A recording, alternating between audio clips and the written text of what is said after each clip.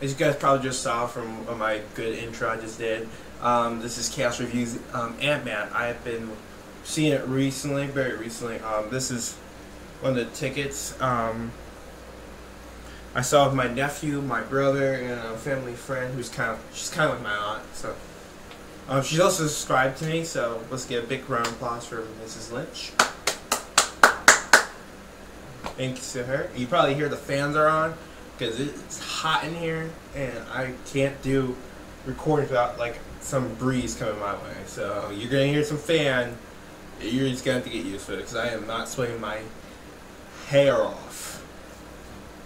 What I thought of Ant-Man, it was a great movie. I give it 8 out of 10. It was a very astounding movie, very strong movie. A lot of comedy parts, which should be understandable for a Marvel movie. It's not like a DC movie, am I right? They're getting there. They're getting there. What I know, their Flash is gonna be more comedic. I thought Suicide Squad was gonna reach that comedic point, but apparently they're not. Ant-Man. We start off. Scott Lang, the second Ant-Man, is getting like his goodbye by some of the inmates. You know, and he gets released. His friends waiting for him. He's ready to take him to like some place he has. His friend wants to get right back into being a criminal, but Scott's trying to get away from all that trash. He got a daughter and an ex-wife and his wife remarried a new guy. This guy's a cop, so he basically think of the detective as Lance from season 1 of Arrow. Hard edge, only sees the law as one way, no different ways. But towards the end, let's say season 3, well, season 2 would be more precise. Well, let's just say towards the end of the season, he finally sees the light and sees how great he really is, and great here, and what kind of good guy he is. He just sees the criminal that he is now. Scott's friend hears about like this one big take about some big take at some rich man's house. So since he can't get a job because he's an ex-convict, nobody will ever hire ex-convicts. He tries to breaks into the house, and for nobody who knows, it's Henry Pym's, the first Ant-Man, and one of the first people that ever could shrink in the Marvel universe. He goes right up there with Ant-Man and the Atom. The Atom and Ant-Man are very similar in the fact that they're brilliant scientists that are pacifists. They pass down the mantle a lot. They're very kind and gentle men, and they both been in the microverse. So I thought that was I'd just like to mention the Atom. And now I like how they're all both are doing like the corporation thing, like the Atom is doing an Arrow, how Ant-Man's doing his movie. I like how they're doing the corporation thing. A lot of people probably like, it's so boring. Why are they doing that? They were never like that in the comic books. I think it's pretty cool. His wife was Ant-Man's wife, Janet. She was more the push him to do this kind of stuff. She was kind of like the financial backer. That's how he could afford so many expensive toys. So anyway, we find out that Henry Pym set up the whole situation just so he could see if he's worthy enough to wear the Ant-Man suit, because apparently you have to steal the Ant-Man suit. I don't make the rules. I do not make the rules. When we just find out that he has a daughter named Hope with Janet, we find out a little later she's dead. A little bit sad. I'm tearful about that because I really wanted to see the first Ant-Man, not the second Ant-Man. The most popular Ant-Man is Henry Pym. Hank Pym would be the most popular Ant-Man. But don't get me wrong, Scott Lang has his good stories, like his daughter. She becomes a superhero in her own right. She joins the Avengers and dies for the Avengers. That's really good story writing right there. She also comes back temporarily. It was really weird. Because heroes don't die. Anywho, the Avengers. Oh no, Ant-Man. So Henry recruits the Scott Lang to take back the serum that his company was developing. after, Scott, let me explain this. Henry was taken out of the company that he built with his own technology and everything because a man that he put under his wing named Cross, he knew his name was Cross. He was going to double cross you. Come on, that's his name, man. That's his name. Anyway, he just felt so angry because Hank never told him about the Ant-Man. He always said it was just a rumor, it was just a story, it's not real. And he just kept getting angry and more angry because he found out more information, more facts. Once he tried to separate the facts from fiction, that's what he found out. As soon as he found out about it, he went to the board and got him excluded. So now they retired him, kind of like somebody I know. Steal the suit, a nice new young scrapper. We need a new guy who can take on the suits and take on the mantle of a new superhero. I don't know what it is. What do you think? Oh, I think it's Batman Beyond. Yeah, I think that's too Batman Beyond. Yeah, they totally ripped them off. Yeah, they ripped them off. Yeah, totally ripped them off. Sorry for a lot of Bruce Timm fans out there, or you guys are Bruce Timm fans who are really happy about this. They did take a lot of ideas, not officially, and say, oh yeah, we definitely stole a lot of the ideas from Batman Beyond, but it seems like a lot of their ideas did come from Batman Beyond.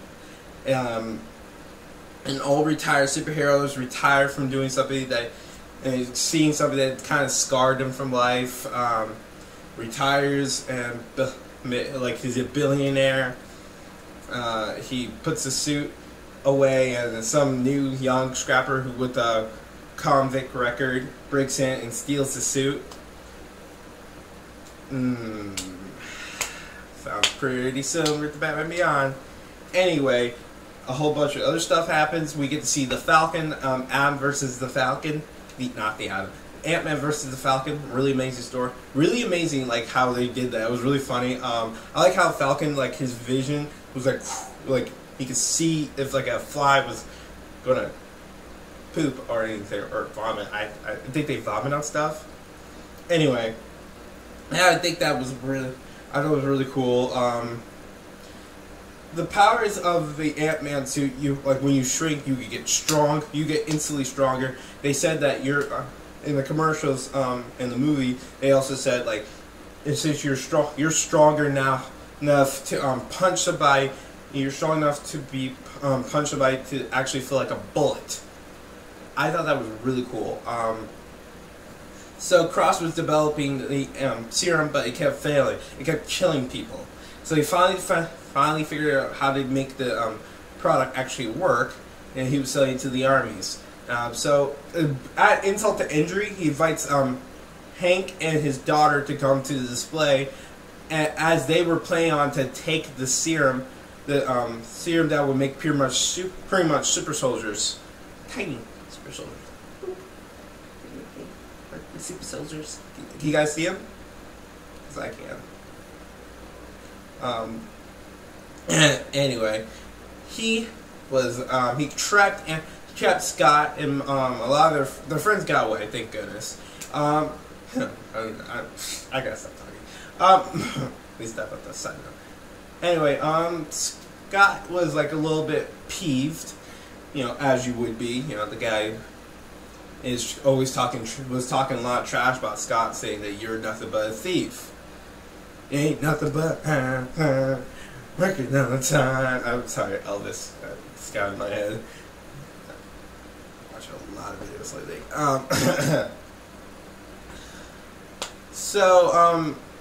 They try to. So a lot of stuff happens. Electric bugs short.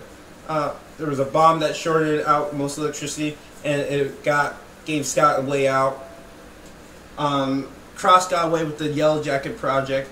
Okay, guys. For those of you who don't know, Yellow Jacket, the name was originally worn by Hank Pym when he went to a little bit more local.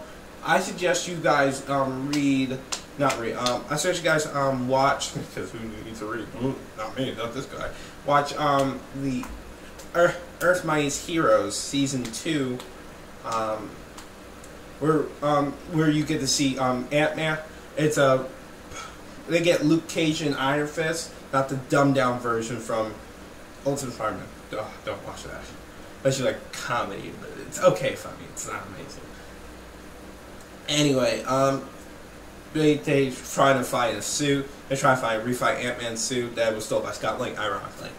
So that was, you guys watch that. And then after a few episodes later, Hank starts to go a little bit crazy and wants to be a little bit more stronger of a person. So he decided to become Yellow Jacket. And first and foremost, he had to kill off things that were Harry Pym, and decided and became Yellow Jacket.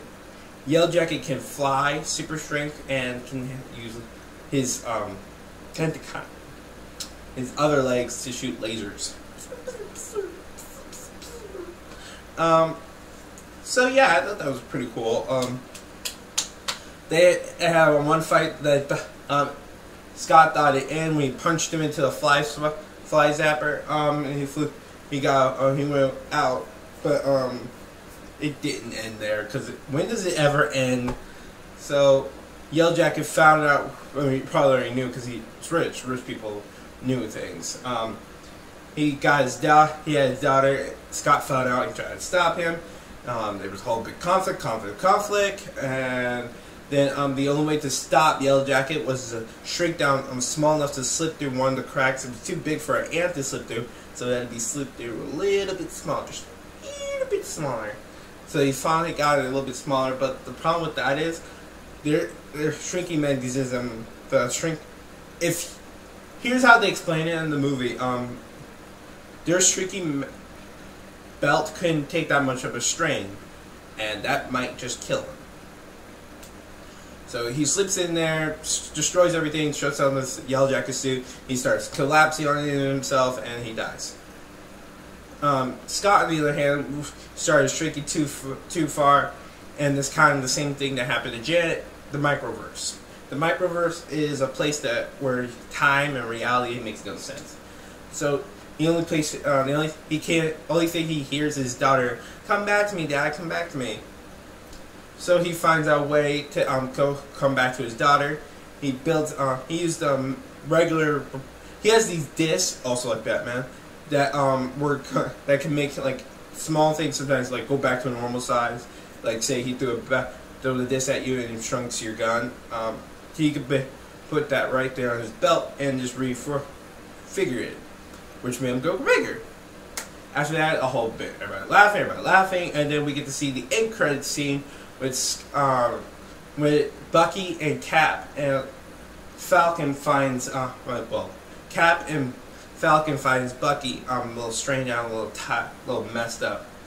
I can't remember the exact quote. It's like, we gotta figure out something we have to do. It's like, should we call Stargate? Like, nah, it'd be too complicated. I'm paraphrasing. He's like, and Falcon says, I know who we could call in, aka the Atom. So that's the movie for you guys. There was a little Easter egg for Spider-Man, little very small one. They can't probably put like too many big ones because that would take up way too much time. What do you guys think about the movie? I gave it an 8 out of 10. I hope you guys do too. Big announcement. I got my internet's hooked up and everything. So now I'm going to be doing game reviews on the PS4. I'm going to be buying a gaming laptop, an Xbox, Xbox One, all of that, and a Wii. I already bought a DS, and I bought a bunch of DS's games. They're all Pokemon games. So, can't wait for you guys to see me play games for long periods of time. Thank you guys so much. Please like and subscribe. The Ant-Man review is so good. I think you guys should just see it. Just see the movie. See the movie. Watch my review. Watch everybody else's reviews. I'm not gonna leave a link to theirs, but you guys should probably be able to find it in my main channel, or if you just Google me, find any of their names on YouTube. All right, guys. Peace.